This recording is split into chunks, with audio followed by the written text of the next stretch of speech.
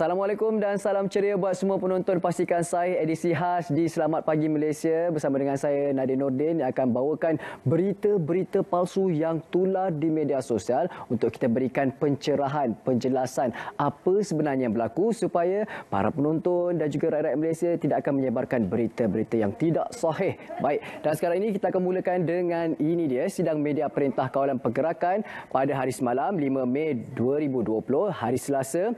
Berita palsu yang tersebar sebanyak 259 kertas siasatan berkaitan berita palsu COVID-19 dibuka dan sebanyak 179 kes dalam siasatan, 26 kes dituduh di mahkamah, 15 kes mengaku bersalah dan 11 notis amaran. Ini daripada Yang Berhormat Datuk Seri Ismail Sabri Yaakob, Menteri Kanan Keselamatan. Dan apa pula yang berlaku? Yang ini adalah penjelasan seterusnya untuk pergerakan dalam Perintah Kawalan Pergerakan bersyarat. Ini dia kenyataan media pengarah Jabatan Siasatan Jenayah Perjalanan Antara Negeri pada 7 hingga 10 Mei 2020. Kerajaan telah membenarkan pergerakan antara negeri kepada orang awam yang terkandas di kampung. Justeru Polis Diraja Malaysia PDRM menyeru orang ramai membuat permohonan pergerakan menerusi aplikasi Mudah Alih Gerak Malaysia sekiranya mereka ingin pulang ke kediaman masing-masing. Orang ramai juga dinasihatkan untuk log masuk aplikasi Mudah Alih Gerak Malaysia pada 4, 5 atau 6 Mei 2020 dan memberikan alamat asal serta alamat destinasi yang hendak dituju. Mohon kerjasama tuan-puan untuk membuat permohonan ini dengan kadar segera bagi membolehkan pihak polis membuat perancangan dan pengaturan penugasan untuk memudahkan perjalanan tuan-puan pada 7 hingga 10 Mei 2020. Sebarang maklumat lanjut mengenai aplikasi ini dan permohonan perjalanan antara negeri, anda bolehlah layari laman sesawang ini. Oh, tak nampak kecil sangat, halus kita besarkan dia sikit. www.gerakmalaysia.gov.my. Ada lagi, kita sambung lagi ni. Ada penjelasan di mana ni, silau pula mata ni. Ni bagi pengguna iPhone iaitu App Store, tuan-puan diminta, terlepas pula dia. Tuan-puan diminta mendaftar permohonan dari 7 Mei 2020 sebelum memulakan perjalanan mengikut jadual yang telah ditetapkan. Dan satu sidang media akan diadakan pada 6 Mei iaitu hari ini jam 3 petang bertempat di Dewan Terterit Bukit Aman untuk memaklumkan perkembangan berhubung perkara ini. Itu jadi semua masing-masing jelas. Nak ulang lagi sekali, nantikan anda cari saja di laman sesawang yang benar ya. Kalau tak benar tu jangan dikongsikan kerana maklumat itu mungkin tidak sahih yang boleh menyebabkan anda didakwa. Dan ini pula siaran media perkembangan siasatan kes penyeludupan migran di perairan Langkawi, 4 lagi dalang berjaya ditahan.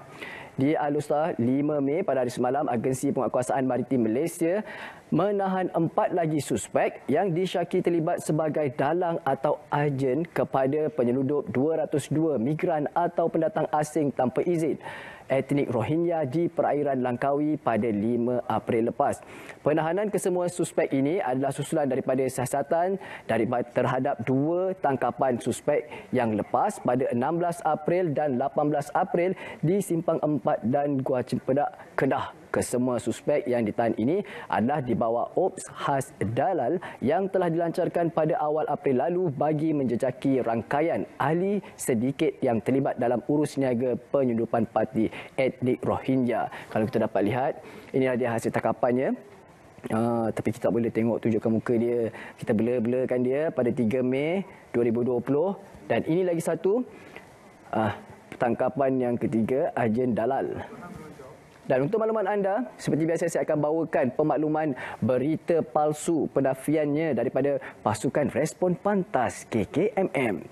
Pada 7 malam hari semalam, kita besarkan lagi, Jabatan Perkhidmatan Awam JPA menafikan dakwaan 60% penjawat awam hadir ke pejabat pada hari pertama PKPB. JPA menjelaskan kementerian atau jabatan melaporkan kehadiran hanya antara 15% hingga 35% sahaja. Dengan selebihnya diberi option untuk bekerja dari rumah selaras dengan saranan JPA mengenai operasi pejabat kerajaan semasa tempoh PKPB yang dikeluarkan pada 2 Mei 2020. Dan yang seterusnya, yang kedua, kita dapat lihat Rapid KL menafikan berlaku kesesakan di stesen MRT Bukit Bintang, Kuala Lumpur pada 4 Mei 2020, iaitu hari pertama Perintah Kawalan Pergerakan Bersyarat diperkuatkuasakan seperti tular di media sosial. Dan Rapid KL menegaskan bahawa keadaan adalah terkawal dan tiada sebarang kesesakan luar biasa berlaku. Jadi jangan cemas kepada kita semua. Sebelum ini pun kita dah amalkan mulakan PKP. Jadi masing-masing dah tahu stay at home. Keluar rumah bila ada perkara perlu yang penting yang perlu diselesaikan saja. Yang lain boleh duduk diam-diam kat rumah ya. Dan ini pula kita ada kerajaan menafikan bahawa kelulusan, ini saya kongsikan semalam, bahawa kelulusan telah diberikan kepada agensi nombor ramalan NFO. Hari ini berjaya saya sebut. Semalam kenapa lah lidah diterbelit dia. NFO iaitu Magnum 4D Berhad, Sport Toto Malaysia Berhad dan PAN Malaysia Pool Sdn Berhad Damacai untuk mula beroperasi pada 6 Mei 2020 seperti yang tular di media sosial. Semua NFO telah diarahkan untuk tutup operasi sehingga tarikh yang akan diberitahu kelak. Ni ramai-ramai nak pergi 4D Toto ni lah, kenapa ni bulan Ramadan ni? Tak adalah. Yang lain itu tidak. Jangan. Yang ni kita berhenti dulu operasi ya, sehingga diberitahu. Baik, sekarang ni kita teruskan lagi. Ini dia hebahan secara mendalam oleh mana kita ada sebenarnya .my, portal yang saya selalu war-warkan kepada anda untuk memastikan berita yang anda terima benar ataupun tidak, boleh salurkan ke sebenarnya .my. Baik, kita mulakan dengan orang ramai di pusat belian borong kenanga merupakan pekerja, bukan pengunjung membeli belah. Inilah saya kongsikan juga semalam. Katanya ramai-ramai kan, satu pintu aja ditutup untuk pekerja-pekerja dia masuk. Jadi masa awal-awal gambar inilah yang orang ramai sibuk nak ambil kan. Sebenarnya selepas itu ada penjarakan sosial dilakukan. Baik, polis menafikan kehadiran orang ramai untuk membeli belah sehingga melanggar Perintah Kawalan Pergerakan Bersyarat PKPB di Pusat Belian Borong di Jalan Pudu seperti yang tular dalam media sosial pada 4 Mei 2020. Sebaliknya, perhimpunan berkenaan ialah kehadiran pekerja di kompleks berkenaan yang membuka semula premis perniagaan mereka. Ketua Polis Kuala Lumpur, Datuk Seri Mazlan Lazim berkata, kesesakan berlaku di pintu masuk kompleks berkenaan disebabkan pihak pengurusan hanya membuka satu laluan masuk pekerja sehingga menyebabkan pekerja berkumpul. Jadi penjelasan ini pun saya kena terangkan lagi supaya anda tidak salah faham maksud. Kadang-kadang gambar lain, maksudnya lain. Macam saya nampak muka baik tapi memang baik. Itulah dia, angkat bakul sendiri. Baik, dan seterusnya kita ada lagi dakwaan video berlakunya kesesakan luar biasa di stesen MRT Bukit Bintang Kuala Lumpur adalah palsu. Ya, ini ya. Kita dapat lihat video semalam juga saya kongsikan. Dapat lihat ramai orang. Maknanya ini video sebelum PKP dimuat turun. Hentikan perbuatan yang tidak bertanggungjawab ini. Jangan sebarkan berita palsu. Keadaan pada 4 Mei terkawal dan tiada kesesakan luar biasa seperti yang dikongsikan dalam video tersebut. Rapid KL juga turut melaporkan bahawa keadaan di stesen tersebut tiada kesesakan yang berlaku seperti diadakan melalui pautan berikut. Kita tengok sikit ni. Kita boleh play sikit. Tengok dia kata apa? Kesesakan macam ni. Ini tidak benar. Ini adalah video palsu ya. Tengok bersesakan. Wah, meriahnya. Tengok. Okey. Dan keadaan di MRT Bukit Bintang pada jam 5 petang tiada kesesakan. Ini sebenarnya gambar yang sebenarnya berlaku. Tengok. Tiada kesesakan. Anda nampak kan betapa hebatnya mereka-mereka ini menyebarkan berita palsu. Jadi jangan mudah terpedaya. Anda kena kaji, kena amalkan BSS. Baca, semak dan sebar. Baik, seterusnya kita beralih pula. Baik, seterusnya. Apakah berita seterusnya yang palsu tular? Hotel-hotel ditutup sementara kerana dalam proses penjualan kepada pihak ketiga. Benar ataupun tidak? Mari kita lihat penjelasannya. Kerajaan Negeri Melaka menafikan dakwaan 5 hotel di negeri itu bakal ditutup selepas terkesan dengan penularan wabak COVID-19. Esko Pelancongan Warisan dan Kebudayaan Datuk Muhammad Jailani Khamis berkata, hotel-hotel yang terletak di Bandar Melaka itu bukanlah ditutup kerana kesan ekonomi COVID-19. Namun, dalam proses penjualan kepada pihak ketiga yang bermula sebelum COVID-19 mahupun Perintah Kawalan Pergerakan PKP dilaksanakan kerajaan. Maknanya sebelum PKP lagi memang dah niatnya untuk menjual. Bukan sebab COVID, ada COVID dekat kawasan hotel tu, terus buat cerita yang bukan-bukan. Jangan macam tu ya. Baik, ini pula kita ada tiada PKPD di kawasan Selayang dan Caukit. Caukit Road, mari kita baca. Adakah benar Taman Wilayah Selayang lockdown dan semakin dekat dah ni? Masih lagi ada yang guna nak sebar berita palsu pun diguna lagi perkataan lockdown. Di Malaysia kita tidak mengamalkan lockdown ya. Saya selalu ingatkan PKP, PKPD, PKPD sekarang ini. Dan dua kawasan di Selayang serta Caukit tidak dikenakan Perintah Kawalan Pergerakan diperketatkan. Menteri Kanan Keselamatan Datuk Seri Ismail Sabri Yaakob sebaliknya menjelaskan kawalan di kawasan berkenaan diperketatkan secara pentadbiran. Kita ada perkataan baru ni, pentadbiran. Jadinya bukan diperketatkan. Dan belum mengumumkan PKPD, itu bermakna tiada PKPD di kawasan berkenaan. Buat masa ini hanya memperketatkan kawalan secara pentadbiran di kawasan terbabit. Mungkin kawal dengan kawat duri dan sebagainya. Tetapi masih lagi bukan PKPD. Hentikan spekulasi, hapuskan berita tak pasti.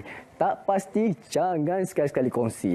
Dan ini pula kita beralih sedikit penipuan email yang menggunakan nama ahli lembaga pengarah TM. Wah, ini dia.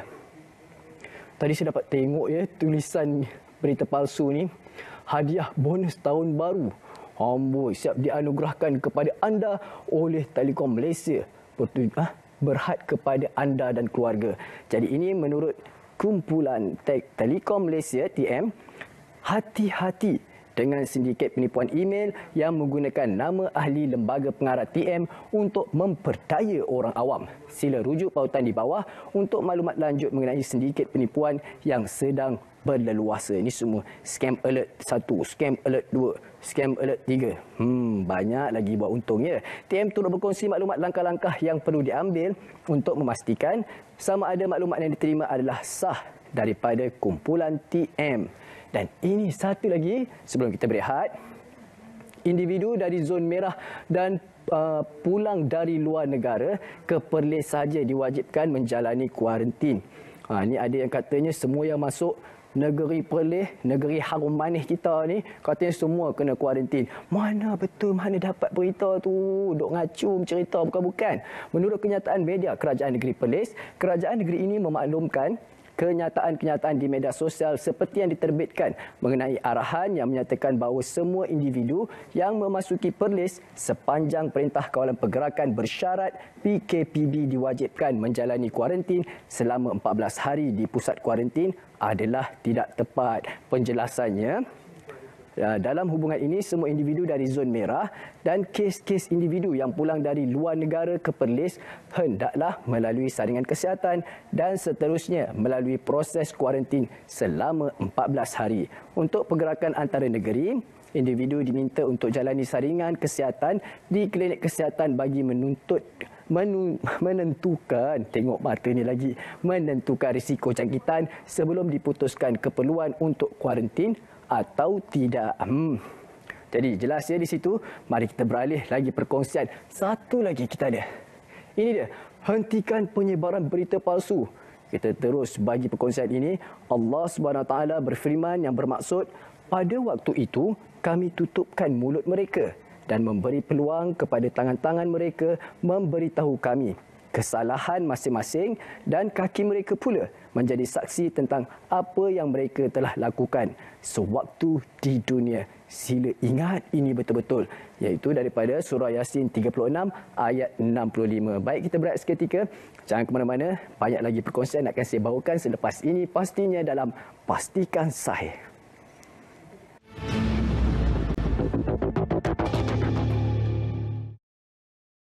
Ya, saya setuju dengan kata-kata itu. Kita lah mencorakkan anak-anak kita. Kalau kita eloklah hasilnya kan. InsyaAllah semuanya baik-baik di bulan yang baik ini. Dan ini dia, saya dah kongsikan tadi mengenai pergerakan pada 7 hingga 10 Mei. Jadi aplikasi Mudah Alih Gerak Malaysia dah muat turun ke belum? Muat turun aplikasi Mudah Alih Gerak Malaysia sekarang untuk permohonan perjalanan antara negeri. Kemas kini permohonan pada 4 hingga 5 Mei dan juga tempoh perjalanan diberikan 7 hingga 10 Mei 2020. Ramai yang tertanya macam mana nak tahu lebih dalam lagi pergerakan ni kan, penjelasannya kalau boleh nak lagi jelas. Sabar, nanti pada pukul 3 petang nanti kita akan sama-sama ikuti sidang media khas PDRM. Lagipun pihak PDRM akan kongsikan di media sosial rasmi mereka. Ingat, media sosial rasmi PDRM, jangan cari yang lain. Okey, dan seterusnya kita ada 6 perkara utama membabitkan pergerakan rentas negeri. Ini yang perlu kita tahu buat persiapan. Orang ramai yang telah mendapat kelulusan dan melaksanakan pergerakan bermula 7 Mei 2020 hingga 10 Mei 2020 hendaklah mematuhi beberapa perkara mustahak seperti berikut. Yang pertama, kita nampak garfu dan juga kata tiada sebarang kemudahan makanan disediakan di kawasan rehat dan rawat. Dan seterusnya surau. Surau-surau akan ditutup dan sebarang aktiviti solat berjemaah di kawasan rehat dan rawat termasuk di dalam mana-mana bangunan, kawasan lapang, tempat letak kenderaan dan lain-lain adalah tidak dibenarkan. Fasiliti tandas awam sahaja dibenarkan beroperasi di kawasan rehat dan rawat. Dan ingat, bila kita berada di kawasan rehat dan rawat ni, penjarakan sosial mesti perlu dijaga 1 meter. Kawasan tempat meletak kenderaan hanyalah digunakan untuk tujuan rehat dan penggunaan lebuh raya tidak dibenarkan untuk keluar daripada kenderaan masing-masing kecuali tujuan penggunaan tandas awam. Nak keluarkan kepala dekat tingkap pun kalau boleh jangan kita amalkan macam tu ya. Stesen minyak hanya akan beroperasi antara jam 6 pagi hingga 12 tengah malam di sepanjang lebuh raya. Ulang sekali lagi tadi tersebut tengah hari kenapa? Stesen-stesen minyak hanya akan beroperasi antara jam 6 pagi hingga 12 tengah malam di sepanjang lebuh raya. Pengguna lebuh raya adalah dilarang sama sekali untuk melakukan sebarang aktiviti secara berkumpulan di dalam tempoh kebenaran perjalanan. Dan tadi isi minyak tadi bila kita ceritakan, sekarang ni alhamdulillah lah turun harga minyak. Jadi bila kita isi 30-40 dah full tank. Kereta saya kereta kecil lah. Jadi kita siap-siap sebelum bergerak, kita siap-siap isi minyak. Baik, banyak lagi perkongsian sebenarnya. Jangan lupa untuk ikuti kami pada pukul 6.30 petang di saluran berita RTM My Freeview 123 dan juga di saluran TV1. Untuk mudah, muat turun aplikasi RTM Mobile ke telefon pintar anda melalui Google Play atau App Store. Selepas ini anda akan bersama dengan sahabat saya pengacara Selamat Pagi Malaysia iaitu Andy Reza dan juga Mac. Silakan.